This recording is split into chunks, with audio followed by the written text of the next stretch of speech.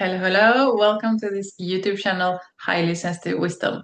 I am Susanna, and if you haven't watched yet the welcome video for this channel, please do so now. I will link to the video below so you get a sense of what this channel is all about and what you can expect. So today's topic is truth versus illusion. Since we highly sensitive people, we love to analyze things, and we have most of us at least have a deep sense for truth, and yeah, it's important. Authenticity is important, and many things in this world are based on illusions, lies, propaganda, and manipulation, and so forth. And that is what I want to talk to you today, and learning to listening to your inner voice and your intuition, and developing discernment so that you don't get, misleaded, because this world is full of distractions. It's full of, yeah, things that distract us and take us away from our purpose and take us away from our mission and take us away from our core and our essence, right? So I want to share first an experience that happened more than 20 years ago. It was in high school, because yes, I am older than I look. I will not reveal my age. Not right now, at least. But yeah, this was maybe 2002 or 2003, something like that. So the Matrix, the first Matrix movie, the iconic Matrix movie, had arrived to Sweden, and we had a teacher in philosophy in high school who brought us to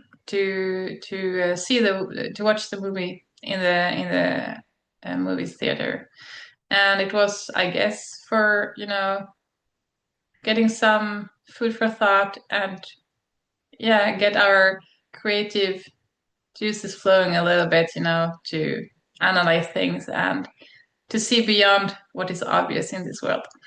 So after we had watched that movie, we came back to school, and she asked the class, we were maybe 20 students or so. She asked us to raise our hand who would take the truth pill and who would take the pill of illusion. And obviously, I was one of the people raising my hand for the truth pill. And here's the point: we were only two. Only two of us raised our hand. We wanted to take the truth pill. We want the truth no matter what it costs. We want the truth even if it's ugly. We want the truth even if that is not comfortable or, nice. Because, yeah, one of the messages of the Matrix obviously is the truth can be ugly and hurtful and everything, but it's still a truth. And you have to make that choice for yourself. Everyone has to make that choice for themselves. No one can make that choice for you. So we were only two raising our hand for choosing the truth pill. Everyone else raised their hand to take the pill of illusions and staying, ignorant. Apparently, ignorant is bliss. I don't know if this is true, but yeah, most people choose that. And obviously, that surprised me at the time, but I didn't think more of it. It was just a movie. It was just an exercise in class, in philosophy class. That's what I thought back then, because I lacked life experience from the real world. Um, then I remember this episode when I was living in France. I lived in France for several years, um, moved there in 2015. And yeah, first I went to France because I wanted to learn French. I wanted to study French. I stayed there for 2 months the first time in 2013. And I realized quickly that I will not become fluent in French in 2 months. Yeah, that's kind of obvious. But yeah, I needed to live there and, integrate with the culture and stay there for an extended period of time to become fluent in French.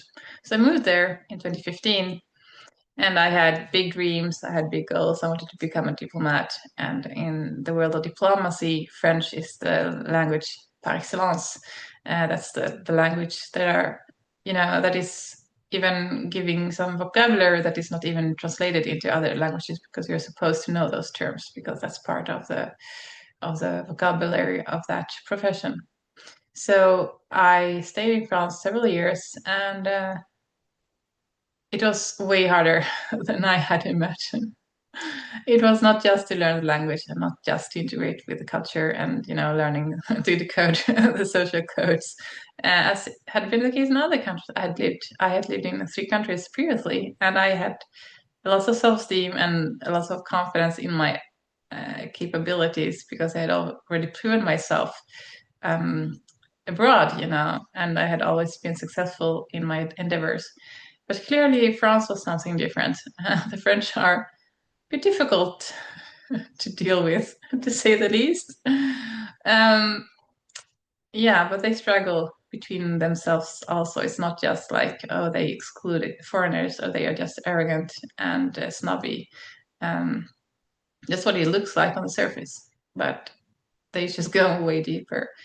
Um, so what I learned, I had several spiritual experiences there, and I learned that that was life's way of teaching me some very important life lessons, and also to help me grow exponentially. It became essentially a pressure cooker for my consciousness, and yeah, I had a lot of transformation. I experienced a lot of transformation there, and ultimately, what made it so challenging was that um, it's a culture based on appearances.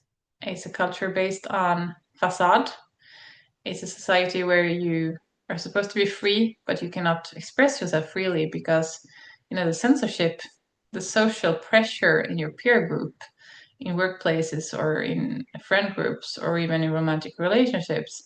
The pressure is very strong for you to always show up, the polished version of yourself. Vulnerability is not welcome. Being perceived as weak instead of helping you or supporting you or uplifting you, like normal human beings would do, they just uh, use you as, or they just use it as weapons against you. And if you're nice and kind and considerate, um, like most Swedish people are, and that's how I have been raised also, to be kind and considerate and think of other people's feelings and perspectives and so forth. And also that's part of the high sensitivity trait. It comes natural to us to be loving and caring and have empathy with others because we feel what they feel. So it's difficult not to have empathy. So for us highly sensitive people, it's natural if someone needs help or support that you offer help and support. But in France, it's not like that. If they see you as weak in any shape or form, they will exploit you. They will bully you. They will use you as a doormat to get the filth off their shoes, so to speak. And they will definitely not appreciate you being kind and considerate. They see that as weakness. They do not see that as something to be celebrated or cherished or valued in any shape or form. So it's a culture of appearances, and it's a culture where people, you know, they they threw you under the bus so that they can look good, or they kind of change narratives depending on circumstances or situation, so that they will try to always be in the position of power. Or if there are several people, they will align their narrative or their opinions with the people who seem to have the most power in that specific scenario, that specific situation. And so you never know where you have people around you. You believe they are friends. You believe that they are, on your side. You believe that they are trustworthy. You believe that they are honest. And most French that I met are not. And when I share these experiences with other people, the reaction who have not lived in France, I mean, the reaction I get most often is, oh, but people are like that everywhere. Yeah, I don't like to generalize. And now you will say, oh, but you're generalizing the French. Well, no, I'm speaking from 7 years of experience, first-hand experience of living there, working for French employers, being in a romantic relationship with a French guy, having both French and expat friends, but the common language was French, and really making a lot of effort, making a lot of sacrifice to try to adapt, to try to integrate in the culture, trying to decode the social codes and norms because I expected to get some, help or guidance from the people around me. But no, I had to figure everything out on my own. So yeah, that was a huge life lesson on truth versus illusion. That what you see on the surface and the appearances, that's what we are taught to look for or look at. Like we judge people by appearances. Um, like we have to be successful all the time and strong and successful and, go-getters all the time. And then if you have someone who does not, you know, live up to that, you just abandon them. That's quite a good thing to do. But that's, the narrative. And that's also the point I wanted to make in this video, that a lot of what is going on in your life, it's not the truth. It's just image. It's just, narrative. And narrative, it's something that is made up. That's the first thing to take into consideration. The narrative is not the truth. It's made up by people, and usually it's made up by people in power. So, for instance, if you're a foreigner, by definition, you have less power than the people who live there, who are established, who have established networks, who have, a long-standing career there, or who have grown up there, who have French as their, or any country, but in this case, France, French as their native language, or they have, they understand the ins and outs of that culture. Obviously, they will have more power than you. So there are different, scenarios that you will find yourself in this lifetime, in this world, and what highly sensitive people can get stuck in. That has been my experience and also experiences of clients and other highly sensitive people that I know. That we get stuck because we want to understand, and we get frustrated when we don't understand, and we can spend a lot of time, energy, and even emotions trying to understand and decode things. So I want to share this message that oftentimes it's not you. You're in the wrong environment. You're with the wrong people, or you are in an environment that doesn't appreciate you for who you are. And what is important about truth versus illusion is that life, and I say life with a capital L, life is our best teacher. Life is the master teacher, and life wants what is best for us, seen from a higher perspective. In some cases, best for us is also nice, comfortable, feels good, you're thriving. But sometimes what is best is not what is good, comfortable, or makes you thrive. Sometimes what is best from a higher perspective so that you can grow and expand is to be put in these difficult experiences or difficult challenges or difficult, environments so that you can learn more both about yourself and how the world works. So in France, I had the most challenging experiences I've had in my entire adult life, but I also had the most personal spiritual growth there. I also had the most, profound experiences that I had so far with God. And yeah, in France, I learned that I'm highly sensitive. I didn't know that prior. I learned how the world works and how much of it is just, mind stuff and ego stuff and does not represent the truth at all. And it also taught me to go inwards because, as so many other people, I had been conditioned to look externally. I had been conditioned to focus more on other people than myself, to give priority to their needs instead of my own, and that I cannot be selfish. No. And self-care is not selfish. You have to look out for yourself. You have to take care of yourself. You have to give priority to yourself because no one else will. And that is the foundation for your life. That is the foundation for your power. That is the foundation for everything excuse me. That is the foundation for everything you want to create in your life.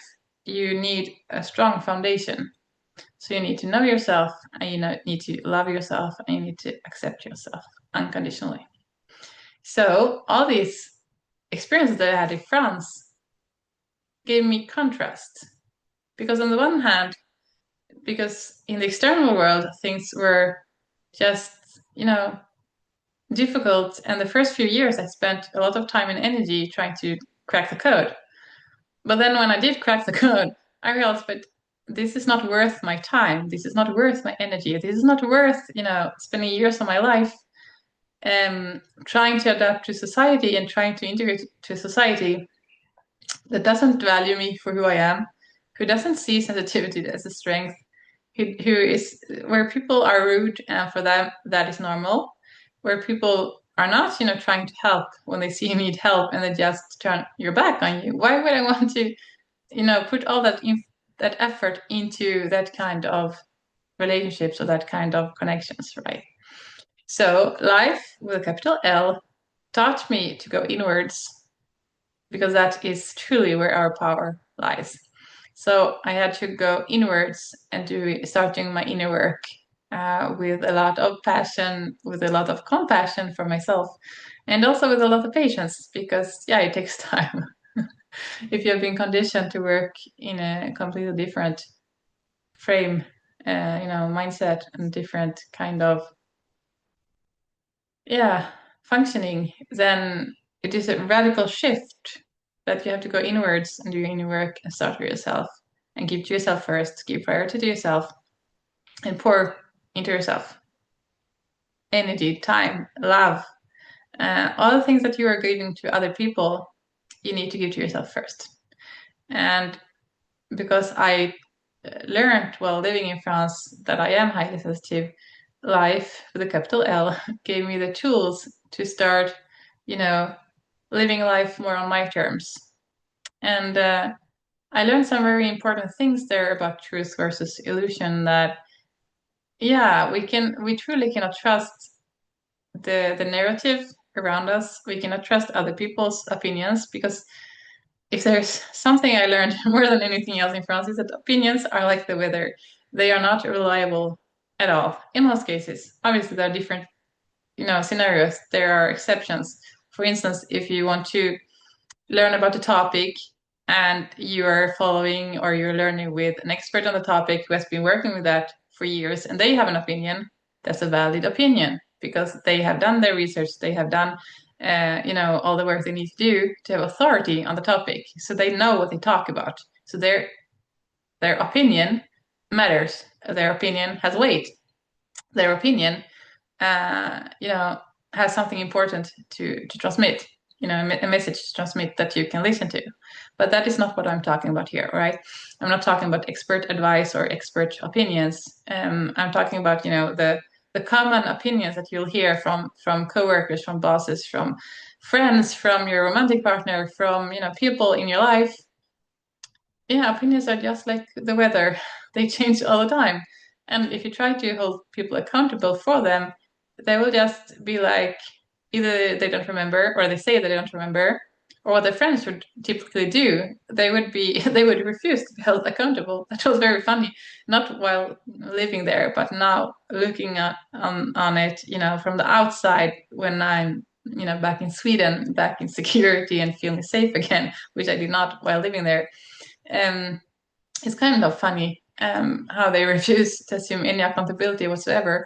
So if you tried to hold a French person accountable for what they said, their opinions or what they said or whatever they did, they just turn it back on you, blaming you, like, oh, why did you believe in it? Like they completely disconnected from what they say, what they do, and you know, yeah. Hello, integrity. Hello, where are you? Integrity. Hello. Looking, everywhere for integrity. I can't find it. Yeah. So there are many people like that in the world. So you need to be very careful who you listen to, and you need to be very careful what kind of data you allow into your system, because especially these times, with the internet, with social media, with traditional media, so many things that trying to get our attention. And they don't only get our attention and our time and our energy, they feed our mind with content. They feed our mind with building blocks. So, yeah, be really careful who you listen to and be very careful when people have opinions, even if they are friends or family members even, romantic partner, co-workers, bosses. They can have all kinds of opinions. But what kind of research do they do to express that opinion? What kind of authority do they have to, push their opinion on you? Why would you take that into your system, right? Especially if they are in this category that we talked about in the beginning of this video, that they would prefer to take the illusion pill and not the truth pill. Yeah, then opinion is really that it's not relevant at all. Often, as I said, there are exceptions, but often opinions are just like, yeah, whatever. And this is one of the things that I had to really learn while living in France and as a highly sensitive person, because and I think you too, dear watcher, if you're a highly sensitive person like me, you have empathy with people and you try to understand people, you try to understand their point of view, you want to understand their perspective. And even if you don't share the same value system or the same, perspective, you still want to know, where they're coming from so you can try to meet them halfway. Yeah, most people don't work like that. Most people think of themselves and, they blah, blah, blah, blah, and they don't want to be held accountable for it. So that's why we need to really be anchored in ourselves and in our essence and understand that what we can do. And this is also a responsibility we have. We may not know that is a responsibility, but it is. We have to be very selective what we allow into our system. We need to be selective about the opinions we listen to. We need to be selective with the people we surround ourselves with. We need to be selective when we step up to help someone, even because we need to help ourselves first. We cannot put ourselves at risk for helping someone else. And that happened to me also. People I believe to be friends, I helped them even though maybe I was disemployed or, unemployed. Or maybe I was going through difficulties, but I saw they were struggling and I still stepped up, to help them, thinking it was a relationship of reciprocity. But then as soon as they could, they betrayed my trust. And that happened several times. So, yeah. What I'm getting at is that we need to develop discernment. If we want to live in truth, we need to cultivate that because, yeah, the world, and even more now, the world is really chaotic. So many things going on in the world. For instance, something practical that I can share that I did that was really helpful. When I moved to France, I stopped watching the news altogether and stopped watching television. I was never a fan of television. But I did watch the news because, people around me were telling me, yeah, you have to stay informed. You need to know what's happening in the world. You need to, be up to date with, the news. But the news, what are the news? Because there's really nothing new under the sun. Just the same kind of narratives, the same kind of histories and stories repeating themselves with different people, different geographic locations, maybe different, you know, storylines, but it's all the same thing basically. It's negativity, it's violence, it's showing the bad stuff and not the good stuff. It's giving a mainstream narrative because usually all the news channels they broadcast the same news, and it's like, yeah, but there are more things going on in the world than just what they are broadcasting. That's just a tiny fraction of what is really going on, and they all broadcast the same kind of news. So yeah, that's a filter. That's mainstream. That's a filter, but it doesn't represent the truth, right? So that's one thing you can do. You can stop watching the news. That was one of the best decisions I have ever made, ever. And I still don't watch the news. I don't want to know. I don't want to pollute my mind and my heart and my emotions with this kind of negativity. It doesn't add any value to my life. It just pollutes me with, heaviness and negativity and ugh. So, cut the news, cut the gossip. Don't listen to opinions unless it's from, verified sources of authority who have done their research and are experts on the topics they are expressing their opinions about. because that's also a thing. Someone could be an expert on, I don't know, say a medical doctor is an expert on diseases and physical things of the body, but they are not experts on how the mind works. They are not experts on emotional intelligence. They are not experts on trauma, for instance. So just because someone is an expert, let's say as a medical doctor, and they have a PhD, it doesn't mean they are expert on all topics. They're expert on the topics they have research on and that they are working, the field they are working in.